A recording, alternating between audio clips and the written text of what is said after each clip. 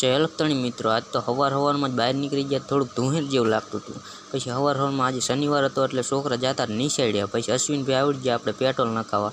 થોડીક વારથી ત્યાં 11 વાગી ગયા, ત્યાં તો છોકરા છૂટી. પછી આવી ગઈ ધારા મિલની ગાડી.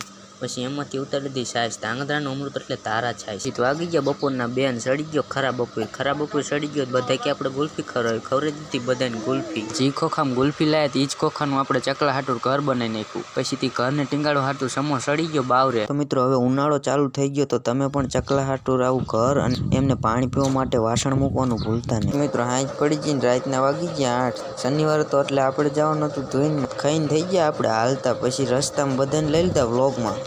ફાઇનલી આપણે પહોંચી ગયા હનુમાનજીને, કરી લીધા દાદાના દર્શન. પછી બજરંગ મંડળને લઈ લીધું વ્લોગમાં. આપણે વગાડ્યા ઘડીક તબલા વગાડ્યા, ધૂન પૂરી થઈ ગઈ. પછી આવી ગઈ પ્રસાદી લઈને આપણે નીકળી ગયા ઘર બાજુ.